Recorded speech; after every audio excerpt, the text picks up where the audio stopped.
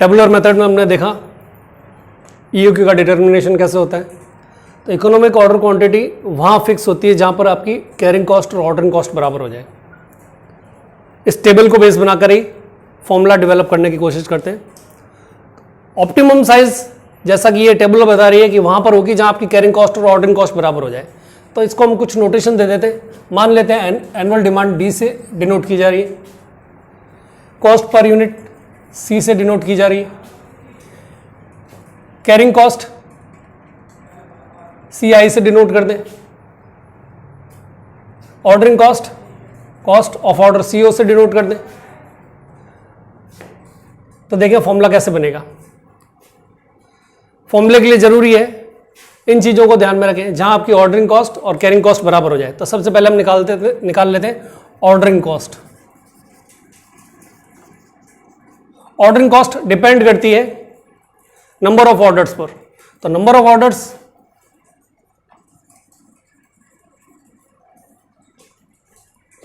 यहां हम एक और चीज ले लेते हैं, साइज ऑफ ऑर्डर। क्यू से बताते हैं इसको। एक बार में आपने जो ऑर्डर प्लेस किया उसकी साइज क्यू यूनिट से। तो नंबर ऑफ ऑर्डर्स कितने हो जाएंगे? साल भर में आपको डी यूनिट्स चाहिए। एक बार में आप जो ऑर्डर प्लेस कर रहे हैं उसका साइज क्या है? Q units. तो नंबर ऑफ ऑर्डर्स कितने हो गए? D upon Q. साल भर में 2400 यूनिट चाहिए, एक बार में आप 400 यूनिट ऑर्डर प्लेस कर रहे हैं, तो नंबर ऑफ ऑर्डर्स कितने आ गए? 6। क्लियर है चीज? D upon Q number of orders and total cost, total ordering cost would be D upon Q. ये तो बता रहे number of orders, it would be multiplied by cost of order. एक बार में जब आप ऑर्डर प्लेस करते हैं तो यूनिट कितना पैसा लगता है आपका? 50 रुपए। इसको हमने डिनोट किससे किया? सीओ से। तो ये आ गई आपकी ऑर्डरिंग कॉस्ट। ठीक है। दूसरा कैरिंग कॉस्ट या होल्डिंग कॉस्ट। मैंने आपको बताया कैरिंग कॉस्ट का जो कंसेप्ट है it is based on average inventory. औसत रूप से आपके पास गोडाउन में कितना माल रहा, आपने साइज ऑफ ऑर्डर लिया क्यू यूनिट, तो औसत इन्वेंट्री आपकी गोडाउन में कितनी होगी? Q upon 2। एवरेज इन्वेंट्री जितना भी आपका साइज ऑफ ऑर्डर है उसका डिवाइड बाय 2, मतलब 50% होता है। कॉस्ट पर यूनिट क्या है? एक यूनिट कितने में खरीद रहे हो आप? 30 रुपए में, मतलब सी। और कैरिंग कॉस्ट के लिए होल्ड करने पर कितना खर्चा हो रहा है? ये आपका कैरिंग कॉस्ट 5%, जिसको हमने सी आई से डिनोट किया, सी इंटू आई। ये सी इंटू आई एक साथ कर दिया।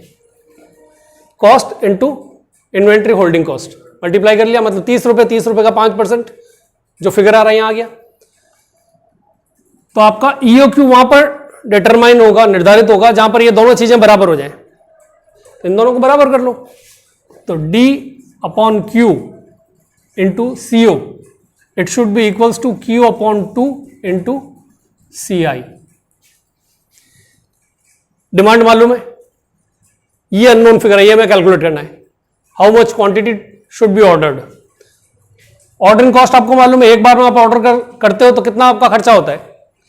क्वांटिटी एक बार में ये निकालनी है अपने को कि कितनी, क्या आपका ऑर्डर साइज हो, डिवाइड बाय 2। ये कांस्टेंट फिगर है, ये इन्वेंट्री होल्डिंग कॉस्ट है। अननोन फिगर जो है ये है क्यू, ये हमें कैलकुलेट करना है। सेट कर लो, एडजस्ट कर लो मैथमेटिक्स लगा के। तो क्यू को उधर ले जाओ, तो इधर क्या रह गया? डी सीओ, ये 2 इधर डिवीजन में, इधर आएगा तो मल्टीप्लिकेशन में आ जाएगा। सी आई मल्टीप्लिकेशन में इधर आएगा तो डिवीजन में आ जाएगा।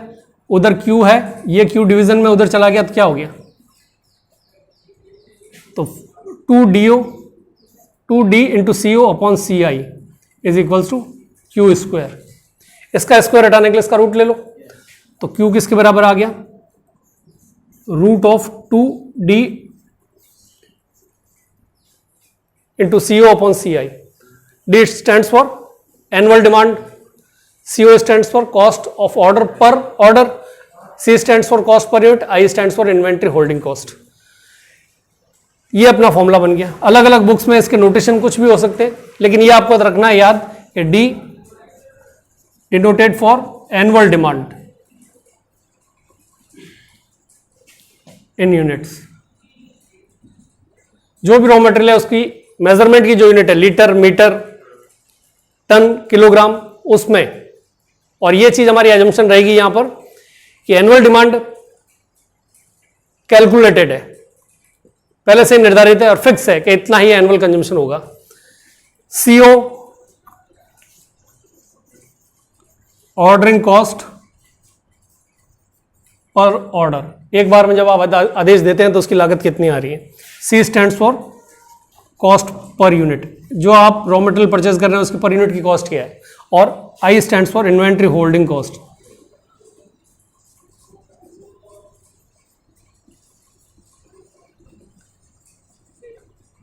कई बार ये चीज क्लब करके दे दी जाती है, कई बार अलग अलग दी जाती है, तो ये थोड़ा आपको केयरफुल रहना है कि किस तरह से आपको इसको अप्लाई करना है। कई बार कह देते हैं कि एक यूनिट को साल भर तक संभाल कर रखने की लागत 5 रुपए आ रही है, तो मतलब इन्वेंट्री होल्डिंग कॉस्ट और कॉस्ट पर यूनिट का मल्टीप्लिकेशन है, अलग अलग दिया है। नॉर्मली इन्वेंट्री होल्डिंग कॉस्ट का रिलेशन कॉस्ट के साथ एस्टेब्लिश होता है कि कॉस्ट इतनी है तो उसका इतना परसेंटेज आपका होल्ड करने पर खर्च हो रहा है। तो ये फॉर्मूला जब आप अप्लाई करेंगे तो ये फॉर्मूला आपको ये रिजल्ट देगा, क्योंकि ये फॉर्मूला यहीं से जनरेट हुआ है। करके देख लें। क्यू, इसको अपन पूरा लिख लेते हैं। EOQ economic order quantity 2 into D, D stand for annual demand. Annual demand कितनी है आपकी 2400 यूनिट,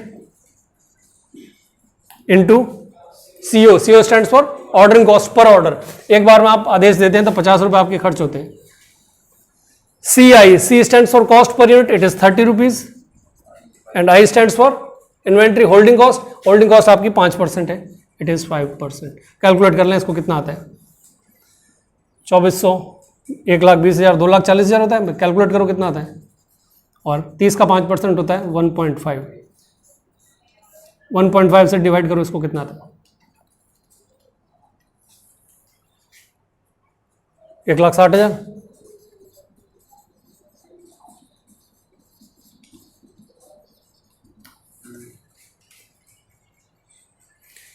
यूनिट, एक बार में आप 400 यूनिट का आदेश दें, अल्टीमेटली जो कॉस्ट आएगी वो 72,600 होगी, and that will be the minimum और least cost for cost of material consumed in a year. साल भर में आपने जो रॉ मटेरियल काम में लिया उसके प्रयोग की लागत न्यूनतम है। आदेश का ऐसा और कोई आकार नहीं हो सकता जिसको देने से लागत आपकी 72,600 रुपए से कम हो जाए। ये आपने चेक किया है, 72,000 तो फिक्स है, हर जगह लागत ज्यादा ही है। ये ऑप्टिमम कॉस्ट होगी जहां पर आपका मिनिमम हो जाता है। तीसरी बात होती है ग्राफिकली इसको कैसे सॉल्व कर सकते हैं। तो इस चीज को आप ग्राफ पेपर पर प्लॉट कर लें। यहां आ जाएगा आपका number of orders and it's size, कितने ऑर्डर्स में आपने माल परचेज किया और उसका आकार क्या था। यहां आ जाएगी कॉस्ट। तो डायग्राम कुछ इस तरीके से बनेगा कि ये तो बढ़ती है, आपने आदेश कुछ नहीं दिया तो कुछ लागत नहीं होगी, लेकिन एक आदेश दिया तो लागत इतनी होगी। तो ये इस तरह से बढ़ेगा आगे। जैसे आदेशों की संख्या बढ़ेगी ऑर्डरिंग कॉस्ट आपकी ऊपर की तरफ जाएगी। दिख रहा है आपको। एक बार आदेश दिया तो 50 रुपए लगा, 100 हुआ, 150 हुआ, 200 हुआ, 250 हुआ, 300, 350, मतलब आदेश जितने ज्यादा होंगे ये कॉस्ट बढ़ती चली जाएगी। कैरिंग कॉस्ट आपकी स्टार्ट में ज्यादा होगी, आपने साल भर का माल एक बार में परचेज कर लिया तो कॉस्ट बहुत ज्यादा है। जैसे जैसे आप आदेशों की संख्या बढ़ाएंगे ये कॉस्ट कम होती चली जाएगी। तो इसका कर्व कुछ इस तरह से बनेगा। बन रहा है।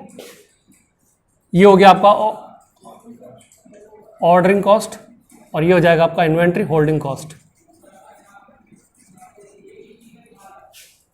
जहां इनका इंटरसेक्शन हो रहा है, एक परपेंडिकुलर एक्स एक्सिस पे डाल दो, एक परपेंडिकुलर ओ वाई एक्सिस पे डाल दो, तो यहां से आपको मिल जाएंगे नंबर ऑफ ऑर्डर्स। ये आ जाएंगे आपके नंबर ऑफ ऑर्डर्स 6 और यूनिट हो जाएंगी वहां पर 400।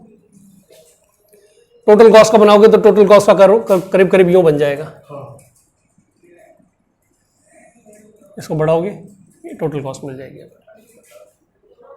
समझ रहे हो। बेसिकली इन दोनों चीजों पर फोकस करना है, इसको तो हम इग्नोर करते हैं। कारण क्या है कि हमारी EOQ में एक बेसिक एजम्पशन रहती है कि price will remain constant for all size of order. आदेश का आकार कुछ भी क्यों ना हो, प्राइस आपका कांस्टेंट रहेगा। चाहे 1000 यूनिट एक साथ खरीदो, चाहे 100 यूनिट करके 10 बार में परचेज करो, प्राइस विल रिमेन कांस्टेंट। ये चीज है। ये 3 मेथड अपने हो गए EOQ कैलकुलेट करने के। बेस्ट है आपका टेबुलर मेथड, लेकिन एग्जामिनेशन में टाइम आपको बचाना है तो बेटर यह रहता है कि हम फॉर्मूला लगा के डायरेक्ट रिजल्ट निकाल के दे दें कि अल्टीमेटली इतने यूनिट का हमें आदेश एक बार में देना चाहिए।